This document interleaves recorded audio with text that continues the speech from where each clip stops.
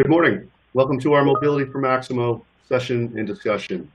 I'm Bill Thompson, Director of Sales and Marketing for JFC Associates, and I will be the event facilitator.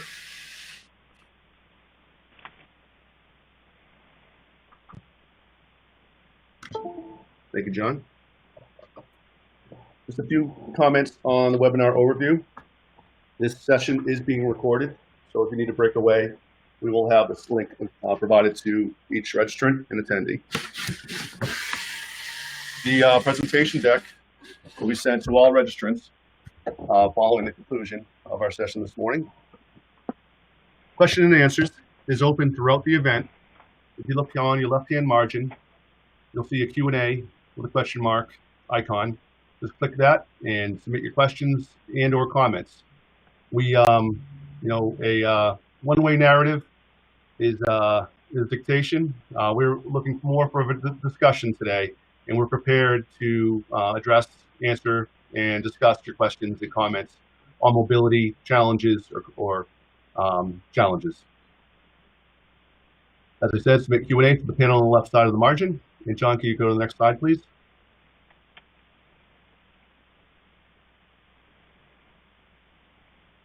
Our agenda for this morning is introductions and welcome. And just welcome to all those who are joining here. Just reiterate, we are recording this. We can go back and listen from the start. We're going to cover drivers for mobility, the business reasons behind mobile projects for Maximo. We'll discuss and outline our roadmap for mobility, how our client experience has been affected by this, the solutions we've engineered with the customers. We'll be sharing our client experience solving maintenance, reliability, and facility business challenges, mainly through analysis, both process and technical aspects, with an end-user focus. I think you're going to hear a lot of that. Mobility adoption is going to be a central theme today. So, all the solutions that we'll be discussing, really consider that, a lot of these were designed with the end user in mind for a number of reasons that our presenters will cover this morning. Next slide, please, John. Our team for this morning, in addition to yours truly, is Andy Meuse, a senior technical consultant on our team, and John Gould, our Director of EAM Services, will handle the bulk of today's discussion. Just showing a few of our partners here on the right-hand side, but we're good to go to the next slide, John. And just to give people a vantage point of, why we're speaking this morning, what our value proposition is to the Maximo community. We've been incorporated since 2001. We are currently an IBM Maximo Advanced Business Partner. Our background is with functional technical expertise, primarily in public infrastructure, higher education facilities, and some discrete and process manufacturing. We are the Northeast Maximo User Group Facilitator. We do a lot of work in the Northeast United States, as well as the West Coast, a lot of municipal centers, major cities, major municipalities, state of California, etc. We like to consider ourselves an innovative thought leader in the EAM marketplace. We have ready to deploy IoT solutions for Maximo. We've been implementing partners mobility solutions for the better part of 20 years. We're an award-winning service provider. It's not just us saying it, but we won Best Overall Asset Performance Management at Maximo World 2019. And fortunately, with the delay in Maximo World 2020, we're still the reigning champs for that, and we're ready to defend our title. So, John, next slide. Without further ado, I'd like to introduce our Director of EAM Services, John Gould. He will handle the bulk of the conversation. We will be using some polling questions during the session, really to try to get you thinking about why you're doing things, why you need to do things, why you might need to change, maybe why you might need an enhancement there and there. Polling questions are geared to be a conversation starter. So if you could share your input, it would be very valuable to John and Andy. So Thanks very much. And John, the floor is yours. Thanks so much, Bill. Good morning, everyone, or good afternoon, depending on where you are in the world right now. My name is John Gould, Director of EAM Services for JFC Associates. Excited to talk to you today about mobility, something that a lot of folks are struggling with or triumphing in right now. And it's an area that we have a significant amount of experience in. I want to share some of that experience with you, drive some conversations around the topic, and hopefully answer any questions you might have. But really where we want to start things off with is why mobility? Why is mobility important? What are some of those drivers or cases that you need? Really our focus on this common business issues that a lot of you may encounter. Do you have compliance-related needs for reporting about fire life safety equipment or inventory store levels of hazardous materials, things of that nature? General business process improvements. How can we do work better, smarter, more efficiently? Obviously, mobile has been in place for quite a while in the EAM world, and really the opportunities for process improvements are significant when properly implemented. Data quality, always an issue. I know as a former director of facilities myself and trying to wrangle all the work order information that was out there, and guys and gals leaving the clipboards in their trucks or forgetting the work orders at the bottom of their locker and sitting there for 2 months and then finally getting the data in, really have an issue with data quality. So mobility is certainly an area that helps assure that. Better use of technology. Obviously technology is growing exponentially, and understanding that where organizations are struggling with adoption of proper technology to support their EAM initiatives, really understanding that trajectory and where mobility can help build your organization, but also not resting on your laurels. A lot of organizations will implement a mobile platform and just stop. So there's opportunity there to continue that improvement. And then lastly, did you have a failed previous attempt at mobility? We work with a lot of customers and organizations that have attempted mobile implementations. Doesn't matter the platform, just matters ultimately they tried and they struggled. So if that's you, don't be ashamed, you're not alone. There's certainly many organizations that are struggling with this issue. So we're going to kick off the polling questions here. Bill, if you wanted to fire that one up. So the first question, kind of wanted to get an understanding is, what is your principal pain point right now with mobile? Inefficient processes, insight into the inventory availability, connectivity issues, work management demands outpacing staffing levels, regulatory compliance issues. So I think that's something we want to get started here. So let's start this poll right now. So we started that poll. If you can go ahead and populate your answers, we'll get going here. Give you a couple minutes to talk through that.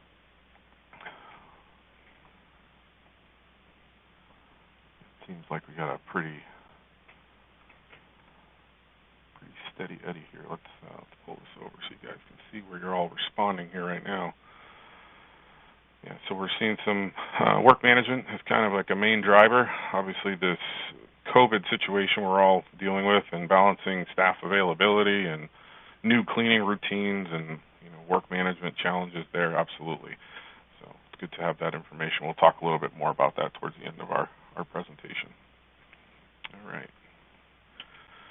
Moving forward, really one of the things that we focus with as an organization, or focus on, is really what should drive mobility, and understanding every organization is different, but there's quite a few common tenets, especially in the EAM space. Really for us, what is mobile about? Mobile is about getting information in the hands of the people who are performing the work, right? The people that are on the ground floor, turning the wrenches, performing the inspections, doing their jobs out in the field, giving them access to the information that they need to be able to do their job as well as to do it efficiently. That's really a main driver that we identify within mobility. And this is an important point too. Really it's about streamlining your processes, not entirely changing them. All too many times people will put technology ahead of process, so they'll find a mobile platform or a solution that looks appealing and makes the claim of doing many different things, And the challenge there is that many organizations try to change their process to fit that technology. And really our focus as an organization is to identify those efficiencies gained through mobility and aligning the mobile platform to better perform your work and asset management activities. So that's really an important point of note. Really, if you're first getting started on your mobile journey, or even if you're in your journey now, really don't have technology drive your changes in process. Really focus on those processes first. Opportunities outside of direct to Maximo utilization. So understanding that mobile platforms are there to allow you to integrate or utilize data within Maximo, whether it's Maximo Mobile, Anywhere, or any of the other platforms that are out there. There's other things you can do on a mobile device, whether it's your staff having emails. Work with one organization that shares an iCloud account, so they're taking photos of issues and they can pull up pictures of things that are happening around, and everyone has access to that stuff. Accessing the different applications to manage your building systems, whether it's building automation platforms, different systems that you would use to manage your lighting controls, things of that nature. So there's more opportunities than just EAM. So just think that through.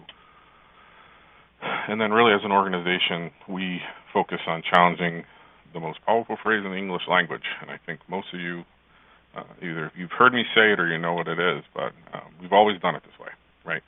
And that's really talking and speaking to change management and understanding that mobility is as much of a change management exercise as any effort that you're undertaking in your EAM efforts and initiatives.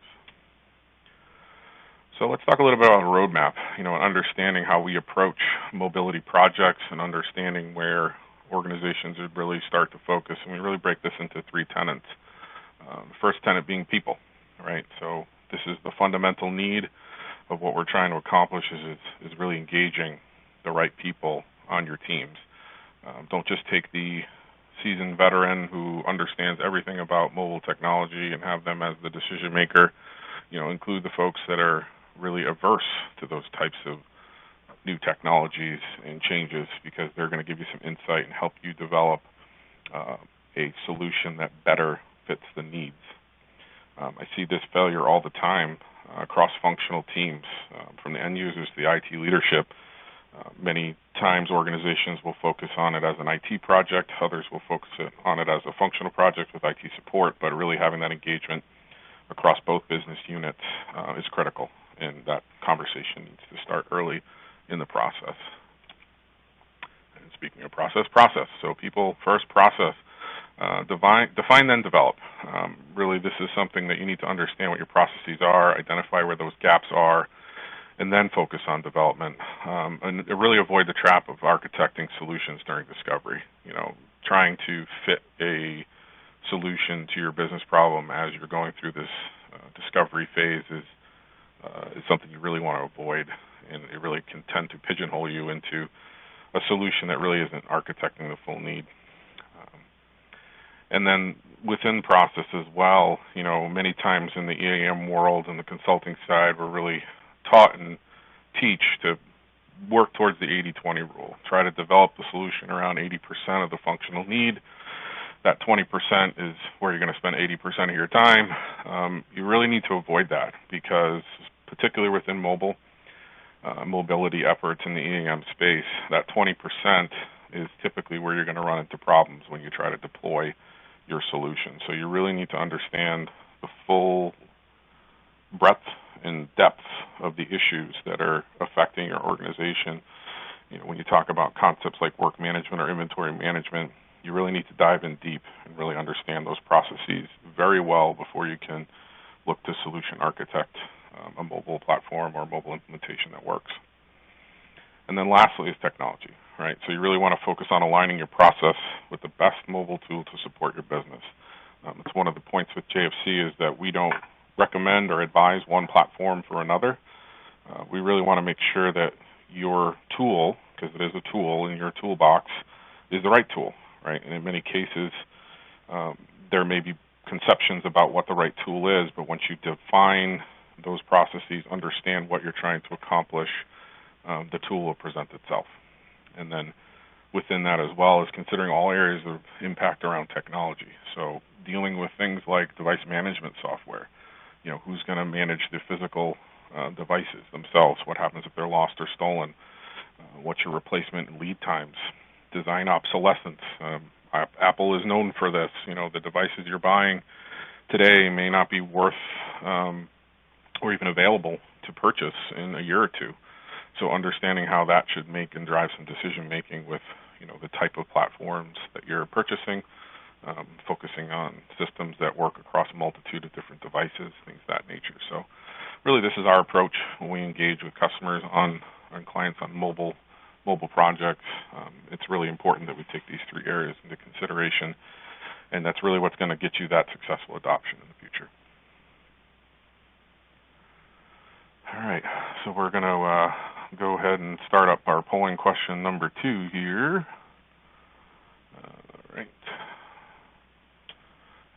What do you wish mobility from Maximo could do for you? So options are producing higher quality data, lessen the data entry burden on technicians, improve facility efficiency and communications, informed decision-making capabilities. It's something we talk about all the time in the enterprise asset management space. Having the right information to make the right decisions about your assets. So understanding, is there a need to identify failures within your corrective maintenance work? The problems, causes, and remedies, being able to do that analysis. Mobile device is going to give you the ability to capture that information every time, because we can make the technician do those types of things. So those are the types of things we want to know in terms of what folks are hearing right now. And I'll slide over our results here so far, and I can show these to you. So it looks like lessen the data entry burden on technicians is leader in the clubhouse right now. This is a big one, right? This is something that we deal with all the time, and understanding that we're trying to enable the technicians to do their work more efficiently, smarter, faster, and adding additional burden for data entry is certainly something we want to avoid. So we can talk a little bit more through in our Q&A portion for today. All right, well, let's talk about solutions, right? That's kind of why we're here, in terms of understanding some of these use cases that we've worked with our clients on, and going to hit the 4 big ones, I like to call them: inspections, inventory, asset management, and work management. We wanted to really do this because these are very common issues that organizations face today, whether it's inspections for cleanliness or regulatory need. Inventory management is a universal truth. Asset management as well, understanding how you're managing your assets. And certainly work management is really a main driver here for increasing productivity and ensuring process alignment. All right, so let's get started with inspections. Wanted to give this in kind of a format that makes sense, right, in terms of consistency across all these areas. Really understanding, what this business driver is. And for this particular client, it was a need for regulatory compliance, performing fire life safety inspections, the need for asset operational insight and tracking, so understanding how our assets are performing in the field. What were their design needs? It needs to be intuitive. Obviously, the KISS school of design here. Keep it simple, sort of, right? It's definitely not always going to be simple for everyone. And then a major component to this was as deficiencies are identified or failed states, we needed to ensure the process was built out to automatically initiate a work order, right? So that's one of the nice parts about building out inspection-based processes, is we can do some things in the background with the different systems that we work with that allow us to automatically create those work orders. So we talk about lessening that data entry burden. Well, if we know a particular point or an asset has failed or there's a meter value out of range, we can automatically generate some requests based on that information. And then, what were those improvements that we noted based on this particular project? Real-time information. So we're capturing this information on a mobile device. It is uploaded to Maximo. It's in Maximo right away. It's not filled out on a paper form, put in a file cabinet somewhere for someone to potentially reference someday. Information is captured right at the time of that inspection. Maintaining compliance. So obviously that's the key driver for this, is the need for that regulatory compliance, and then the ability to have those corrective issues identified immediately, so it didn't require someone going back to the office, pulling up Maximo, and creating a corrective ticket. Those tickets were in the system right at the point of inspection. So I'm going to share with you some screenshots of these. We're not going to do any live demos today because we all know how live demos work out. Just to kind of give you some insight. So this is an inspection form. We work with one of our partners from Prometheus on mobile inspections. This particular inspection is for a fire pump, and as you can see, we have a series of questions that are asked, yes and no values. We're also capturing meter readings throughout the course of this inspection, noting who the inspector was and the date and time that that inspection happened. So a lot of information available to that particular inspector, and then also critically just showing what the last values were, right? So understanding, recording these pressures. If I find a pressure that's extremely out of range, we can do things within the mobile platform to allow for a corrective response, but also just an understanding so they know kind of what's going on here. So this is kind of one example. Different example, restroom inspections, right? This particular organization wants to work through understanding the status of all the different areas that their custodial staff cleans. They have a cleaning inspection process that they utilize. So a simple form-based inspection where they can identify specifically what is the status and condition of all those areas. And then based on these yes-no responses, initiating work orders saying this particular location, the restroom lights are not operating, creating that corrective action for the staff to go and address it. So just kind of two use cases there around inspections.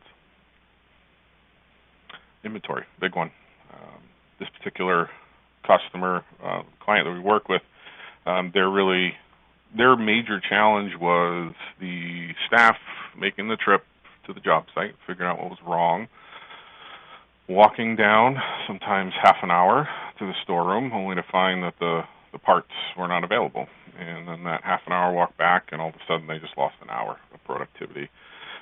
So really being able to identify what parts are available while they're in the field, the staff is in the field, and additionally, if they need materials, not just to look and see if they're available, but to make those requests. And the availability is noted on that request to the end user, so they know that the parts are available and kitted and ready to go pick up. Design needs for this, simple process for requesting materials. We need to make this very easy for the staff so they didn't have to sort through a massive list of equipment.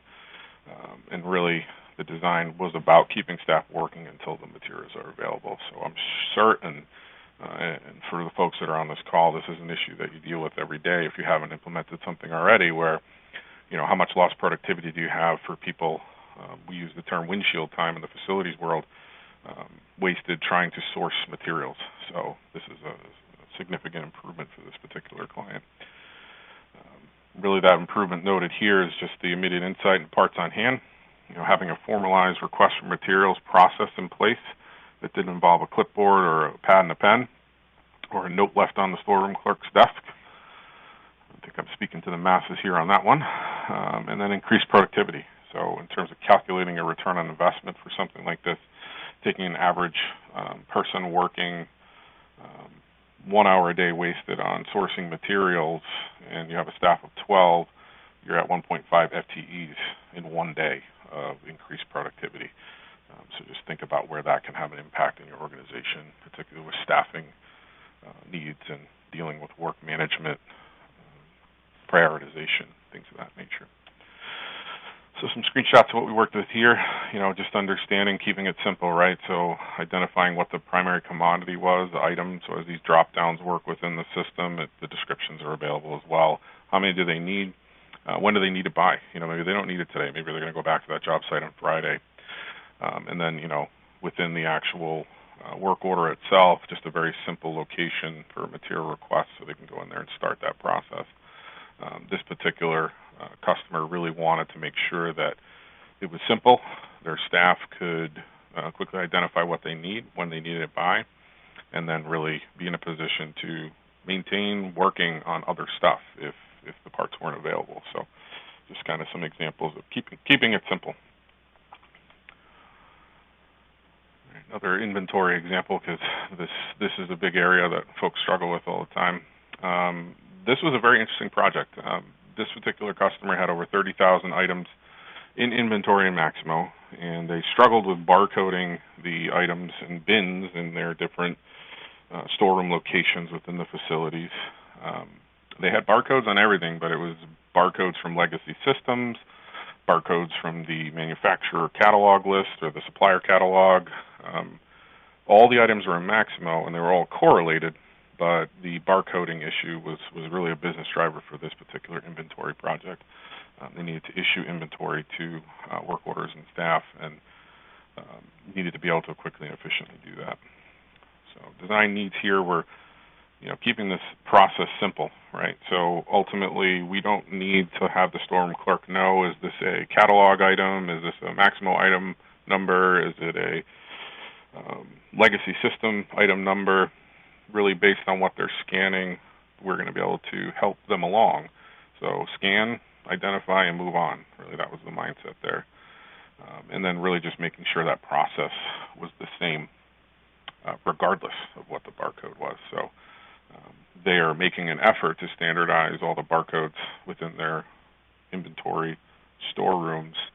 But as I said, with 30,000 items and a constantly shifting list of items, the timing of that was longer range than was going to be necessary. So within this particular case, we provided the solution that allowed them to get inventory up and running much quicker. And really, so the improvements noted here, no downtime relative to the need to fully barcode all inventory items. The estimates were in excess of 6 to 10 months to actually go through an inventory or a barcode tag every single item into place. You can do that over time, so it allowed them to do that. Data accuracy in issued items based on the varied barcode source data. So regardless of where the barcode sourcing was, it was still tied back to the correct Maximo number. So it really kept some data accuracy integrity there. And then that scanning process, providing those options, keeping the storeroom process the same. And that really was a big improvement for them, where they didn't have to go through to disparate systems to pull up information about their items. So after they scan that particular item, they're given some options. So it's an item in Maximo or MCS number, so this is an older system number, and they're going to issue those things right there. So scan, how many are going to it, and then all the buy information. You notice here we have a catalog code. We've since added catalog code to their list of barcoded selections. MCS number was the legacy system, and then the standard transactional information for inventory issuance in the Maximo sense. So really slick solution. Something I think a lot of folks struggle with is, where do you start inventory and how do you get the ball rolling? And this is a good success story in being able to quickly implement an inventory solution, even though they didn't have every barcode available to them. So moving on to asset management. This particular client we worked with, they were performing a large asset data collection exercise for a large number of facility buildings. They're creating and doing asset collection in mechanical spaces without connectivity, so it's not like they could pull up Maximo on a laptop and start entering asset information. And they had a very short window of time to do it. So they were tasked with going out and collecting this information very quickly, getting into Maximo. As we know, when you're dealing with classifications and specification information and you're trying to load data into the system, there's a little bit of a two-pass process in many cases, with the classification data requiring separate loads in many cases. So some of the business drivers really pointed towards implementing a mobile solution that allowed them to do that. What were the design needs for this particular client here? Was all that classification, specification data about those assets captured during the collection process. So they really needed to make sure that anything and everything they needed to know relative to nameplate data, operational condition, operating space where it was, all those types of things were available to them during that collection process. One other unique design need was the ability to duplicate assets and information that is consistent for similar assets. So I actually worked with the team on developing the solution for this in Data Splice, but I also physically went out and performed some of the work to validate the success of this tool. And I remember walking in one hallway and there were 12 heat pumps all in a row. And in that particular case, the only thing that was different about all those 12 heat pumps was the serial number, and they were off by a couple numbers at the end. So being able to copy that last asset that I just created, change the serial number, I was able to identify and build out all that asset information for those 12 heat pumps in about 5 minutes. So certainly some efficiencies gained there. Needs to be able to attach photographs, and then this process needed to be done while they were in disconnected mode. So not connected to Maximo at all. It all had to be done while they were disconnected. And where do we get some improvements? So the data collection process had a validated approach. So all of the classification structures utilizing specification data, manufacturer lists, information that was validated at the time of collection. I know many times we'll go out and send people out with a spreadsheet. You're going to get 5 different names for a Hewlett-Packard piece of equipment, HP, H-Packard, different things like that, so everything's validated. The data collection process included barcode tagging at the same time, so we affix a barcode to the asset, scan that barcode, so the asset number was tied directly to the piece of equipment we were capturing the information for. Photographs were all done at the same time, so that process was trimmed down to minutes, and we were able to collect large amounts of asset information. As an example, a 60,000-foot lab building, and we were able to, in an 8-hour shift, capture most of the assets that were in that building, including assets in the building, the roof and the basement as well. So, and that last improvement, like I said, was the ability to duplicate those assets for similar assets, saved a significant amount of time. I know it sounds small, but when you're dealing with large-scale data collection, any time saved. And back to that, what do you wish mobility for Maximo could do for you? Lessen that data entry burden on technicians. It's similarly for people that are doing this collection stuff. It made a big difference. So some screenshots here. So, standard asset information, identifying and leveraging classifications to build descriptions, right? So that's another benefit to building things out the way that we did. Locations themselves, everything validated in Maximo to where physically they were, model numbers, which particular classifications that were used, the ability to attach a photo, all of those things, very simple, intuitive, and process-driven. So it's a nice effort and project there to really allow that client to expand the use of that data collection process for their organization. Another work management example, and this is probably a little more universal to a lot of folks that are dealing with mobility. Need for the work to be available on a tablet, right? So being able to perform the work orders out in the field and document them on a mobile device.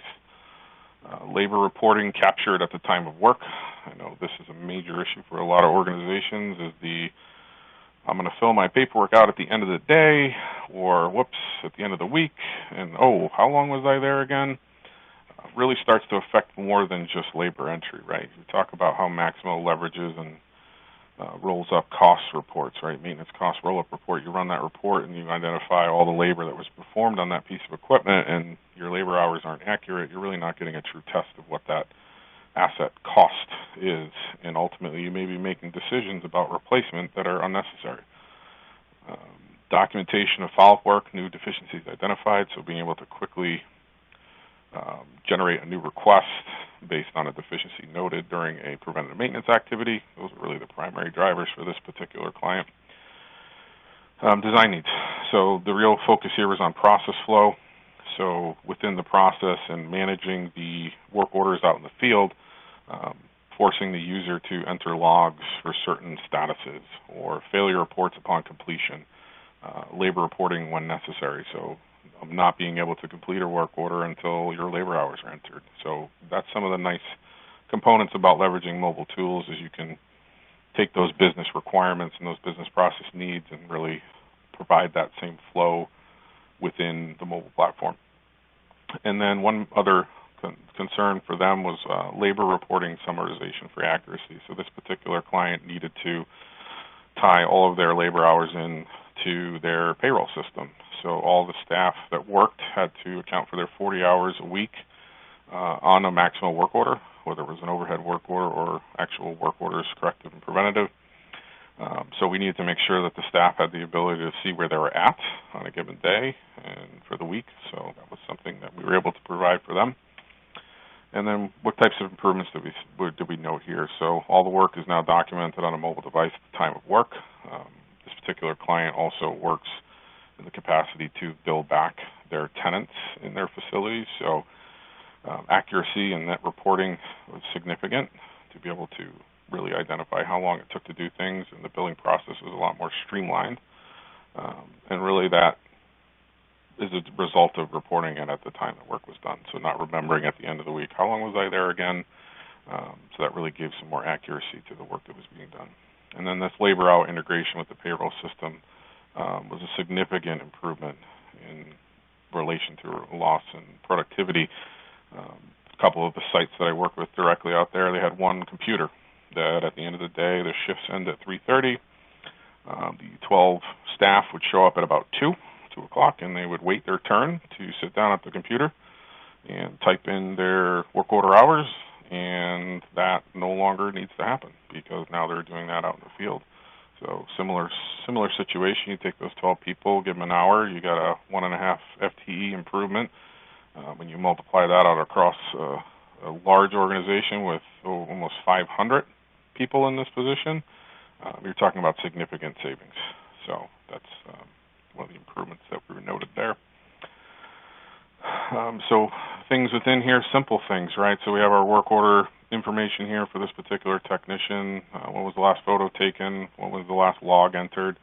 So, if there's information below this particular work order that may be pertinent to that particular individual, where is it, right? So mapping capabilities is something we talk about all the time. You don't necessarily need to have spatial to leverage mapping. If you have your X and Y coordinates in your location data or your asset data, you're able to display that information on your mapping. This is certainly something that's beneficial for facility operators or utility operators that are geographically dispersed, or municipalities, so understanding where your work is very specifically, something that is a value benefit for the technician performing that work. As we talked before about getting that information into technicians' hands, we have the ability to do it because we're capturing that information in Maximo. Well, let's give them that ability to see where they are on a map. Don't just assume that they know where to go. And then that labor summary component, so totaling up the hours for their work week, and then how many hours did they work today. Also showing all their labor entries in a single view for that day, how long did they work, and then being able to modify or adjust those times to make corrections. So they may have inadvertently entered the wrong time. We give them the ability to make that edit before they synchronize back to Maximo. So some quick wins for that particular customer there. And then we got a bonus one for today. And we talked about inventory, inspections inventory, asset management, work management. One really great use case I wanted to bring up was logbooks. So many organizations that operate central facilities or large fleets meet the requirement to maintain logbooks. This particular client we've worked with had a need to maintain ship logs electronically, so the information was not getting back to the right people. They identified the need to maintain it electronically, and then having the information available to the captains for asset details and staff on the crew. So understanding what's going on our vessels, and really where that's important is, you can look at a report of work orders that are open on your vessel, but being able to see that information, what was the status, what happened last, who's working on it, things like that. And then really getting that real-time documentation of vessel status, so leveraging meter captures while they're out underway with their different staff, being able to capture the meter values of operating engine hours, fuel levels, things of that nature. Similarly, you can keep talking about simple, right? Simple. That's really the benefit of mobile. You look at a Maximo screen and you look at a work order screen out of the box, and there's nearly 100 different fields available to the user. Really being able to trim that down to what they need to see. This particular example with the vessel, being, the captain being able to see what he needs to see, any open work orders, and then also the ability to report issues if they identify them while underway, so not having to wait to get back to port to report problems. Problem is reported, noted in the system, and they can dispatch a person to meet someone at the other side when they dock and correct any problems. So that really provides a significant benefit to that operation for effective response for corrective issues. So improvements on it. So all logbooks now are maintained electronically. Captain has that insight for vessel status, making more informed decisions about operations, so understanding where he's at and what's going on. It's not necessarily just all the instrumentation and data available at the helm. It's about what's happening everywhere else in that particular vessel. And then significant reduction in paperwork process to document work orders, labor time, and then the U.S. Coast Guard required logs. Working with this particular client and the different stakeholders for this information, we were able to get the sign-off from the Coast Guard that basically allowed for these logs to now be maintained electronically when in the past they've been a paper book. And Coast Guard liked it because at any given time a log could be sent to the Coast Guard electronically, and they had access to that information in real time. So really positive outcome there. So simple things, you're a captain, you may be operating on different vessels, so when they first log in, which vessel you're working on, creating a log, anything that's happened, how much fuel you have, when your trips happened, and then, being able to identify your readings and understand how many engine hours you have. That may make decisions on, sequencing of engines. If you're not operating all 4 engines at the same time, you may be operating 2 where the conditions require 4, so you can know, okay, where are my leads and lags, things of that nature. So that's information that really helps that captain understand what's going on. So all information that's available to them. All right, so transitioning a little bit here. So some of the success we had, let's talk about why things fail, right? So this is always an important talking point, and, more to identify for you just some things that can happen and why do they fail, and really what you can do about it. The old adage, failing to plan equals planning to fail. I see this many times in mobile projects, is really not understanding the full breadth of what a mobility implementation requires. It's not just about what the software is or how we're going to do things better. There's a totality to it that requires a lot of foresight into a successful program. This is the first real big one, is this misalignment of the mobile infrastructure, application requirements, and device strategy. We touched on that a little bit, but understanding that there's a lot that goes into this, and what do you need to have in place to support a successful implementation. And as I said many times, organizations focus on the platform first and then try to align process, and that's pretty much a recipe for failure. And then having a device strategy, so understanding, within union environments, negotiating with your union reps about implementing this new process. Things have been held up in projects before because that wasn't discussed at the very beginning. And then the strategy for issuance, right? So what happens if you lose a device? Are you financially responsible? Things like that. So really got to go through all of those areas to make sure that things are going to be successful. And with success means defining it, right? So lack of clearly defined success criteria for the project, and understanding. We talk about ROI all the time, reduction in labor hours or increase in productivity and all those things. Well, we need to be able to measure that, because if you're not measuring your success in this project, you really have no way of knowing that you met your criteria. And that's something that a lot of organizations fail. And it may not be financial. It could very well be we are going to adopt 75% of our labor force to mobile-based work order management by 2021. That's a success criteria. So things that you need to really think about and make that clear. And within that same context is, shouting that from the rooftops. So I use the example of creating a North Star for your projects. All the things that you want to do for success within that area. Everyone that is involved in it and all your stakeholders need to be aware that that's what the success is. So really communicating that effectively to your organization. Inadequate project management from both the technical and functional teams. This is an area that mobile is not the only place where this fails, is just understanding that you have the right project management folks that understand what it takes to implement a mobile platform for an organization. Many times the technical folks are driving that decision making where the functional folks need to, or vice versa.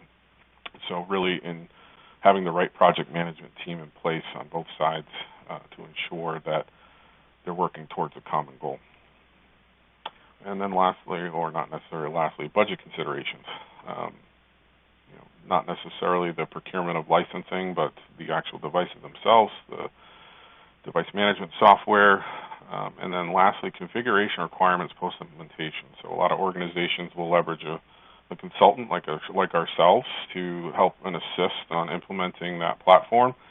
But what if you want to make changes, right? So as I said before, mobility is not a stake in the ground. It is a evolution, and it's a process that should have growth over time. So if you're purchasing a platform that necessitates direct vendor utilization to make any changes, or you don't have the right subject matter expertise in your team to perform changes or enhancements to that product, you really need to consider that, because the cost of the licensing may be insignificant or small, but any long-term improvements and changes to match your business process may become very cost prohibitive very quickly. So just something to consider.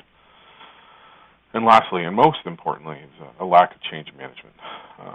Organizations fail with this every single day, and not just in mobility. It's really understanding that this process change that you have is going to have a significant impact on your organization.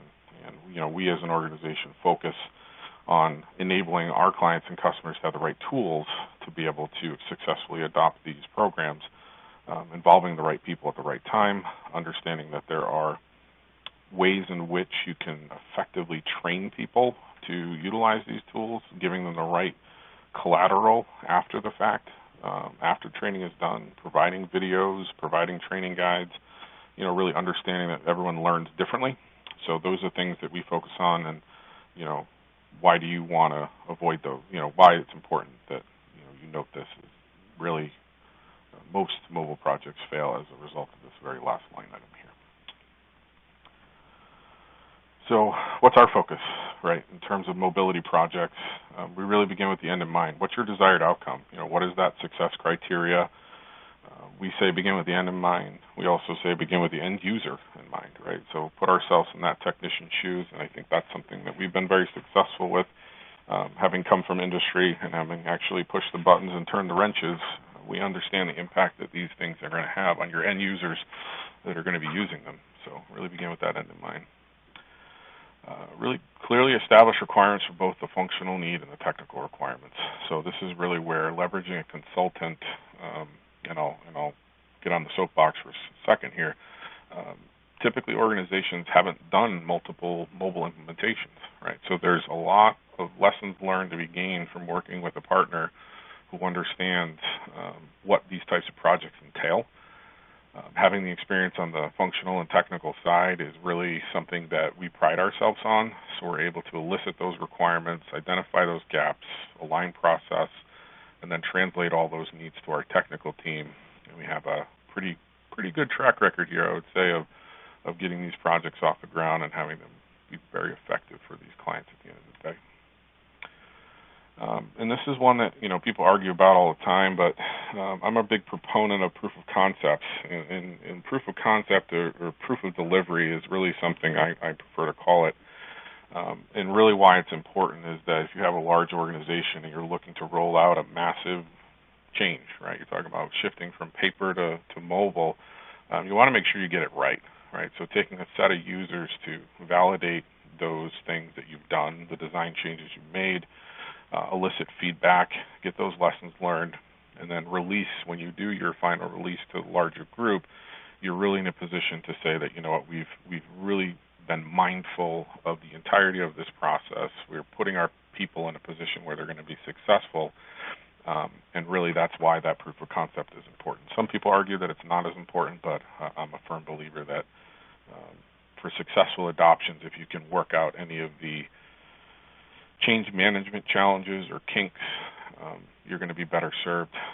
The other component of proof of concept is that people talk, right? So understanding that there's individuals that are involved in that team on the proof of concept, being able to push your remaining staff to understand that this is valuable. We have a very experienced mobile project management team. We've been doing this for quite a few years now. We understand the Maximo space very well. We work with the different vendor suppliers that are out there, so we're not just a Prometheus or a Maximo shop or EasyMax or any of the different platforms that are out there. We really want to make sure we have the right tool to meet your needs when it comes to mobility. So we're looking out for our clients in that regard. We want to see there be success. And really our focus is on delivering results that add value, right? So ultimately all of this is great. It's nice to be able to use the shiny new thing to do our work orders, but unless it's adding value to your operation, whether it's return on investment, more efficiencies relative to staffing, things of that nature, that's really where our results focus is on that value. So with that, just a little bit of information here at the end, our contact and website and phone number if you want to reach out to us. Bill, I think, wanted to pass it back over to you if we had any questions from the group or any commentary. Now would be a great time if folks want to chime in. Give you a second. Take a breath, John. Thank you for covering anything, and wanted to get one last pass at questions from the audience and post them on the left-hand margin, the Q&A. Give that a minute, John. Sure. While we're waiting for some questions, I have a question for Andy. Andy is one of our lead developers on our mobile team. And Andy, what would you say is probably an important or critical component to your ability to successfully deliver on these types of projects? I think you just mentioned it a few minutes ago, getting the people who are going to use the devices in the field into the process very early. It's usually a big change for the users. There's guys that have been working the same way for 30 years, pen and paper. And we found that when you include them in the process early, there's always a few that get the benefits and will become advocates for the project. Getting buy-in from them, letting them be a part of the process really helps with the success. That's great. Bill, John, what about your experience? I'm sorry, go ahead. We actually have a question. I think it's maybe for both of you. It's in the last 12 months, what was one of the challenges that you had on adoption, and what was your ability to improve that? Like, what was the challenge that you experienced in the last 12 months with kind of the current situation, project-wise and ability on the mobile side? Can you provide any details? Oh, that's a good one. I don't know if you experienced anything out in the West Coast that you're dealing with now. Yeah, I think one of the problems that we encountered was a situation where the particular client wanted functionality that just wasn't available, right? It just technically was not possible. So working with them to architect or develop solutions that would still enable them to perform the tasks that they wanted to do, just in a slightly different way. So I think sometimes clients have expectations that are not necessarily unrealistic, but maybe just out of the bounds of possibility, and working to collaborate with them on fixing those solutions. I think another example would be utilization, right? So people figure out how to game the system all the time, right? That's just kind of a universal truth, unfortunately, with a lot of maintenance organizations. So really leveraging some information coming over from the mobile device that was able to identify the users who were not entering their time on a mobile device, but they're actually still going back to their computer. We were able to develop some reports for the customer that I wouldn't say called them out, but allowed them to highlight some challenges with some staff adoption that they didn't know about. Right? They had no idea of knowing. So flagging a labor record as having come over from a mobile device, show me the report of all the people who are doing it and those who aren't, and then able to go to those users and where it came down to and where we found the most common issues is they were new employees who had not been properly trained, or employees who had potentially missed training, and training was the common tenet, right? So now the organization is looking to set up some new training sessions because the people were afraid of doing something wrong. So I think that's really what it comes down to, is just being able to adapt and identify, you know, they had an issue with adoption and utilization. How can we do that? Simple flag on a record and a report gave that customer the insight to be able to properly identify those users that they had challenges with. Great. Well, with all the advancements in technology, especially with mobility, people don't like to hear the words no. That's not possible because more and more things are becoming obviously possible every day. Last question. I think we're out of time. With regards to remote inspections, have you seen in the last 6 months, especially with the COVID epidemic, the ability to do the remote inspections with the mobile technologies? Have you seen anyone lagging in that or improving in that due to the mobile rollout that they've been able to accomplish or at least try to roll out? I don't know if you've seen anything like that regarding the remote inspections and with mobile technology. Has it had any effect on current situation we're dealing with? Well, I think the one thing I can say in terms of one client that we've worked with is that they've had this process in place prior to the COVID pandemic, and it enabled them to make sure that the people they were sending into spaces and places were able to capture everything that they needed, and there wasn't a lot of go back, right? So we talk about social distancing and, interactions with people and, having an inspection process built around one and done enabled that, whereas that process in the past might have been 2 or 3 individuals. Now it's one person able to capture and inform a larger stakeholder base. So while it hasn't directly impacted or changed as a result of COVID, I think that they were prepped to better manage interactions with people as a result of some of these social distancing needs that are there. So preparedness is certainly something that we focus on, with any of these pandemics, maybe not so much this one, but more so in the future. I think there's going to be a higher need to focus on those types of things. So in terms of inspections and inspectability with mobility, we've definitely teed that customer up for some success in that. Very good. Okay, thank you. That is, those were the questions, and we have about 90 seconds left. So my final words would be to say thank you to the audience for joining us this morning, John and Andy, for the discussion and content and recounting our client experience, over the last X number of years, solving mobility for Maximo challenges. Any last words, John or Andy? Yeah, no, I just encourage you to reach out if you have questions. Very, very happy to speak with you about that.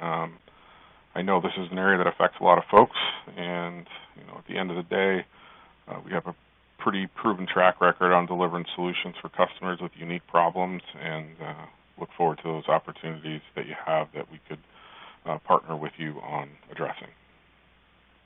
Thank you, John. And Andy? Sayonara. Right. Well, thank you, everybody. And look forward to the next educational webinar series. And have a good rest of your day. Take care. Bye now.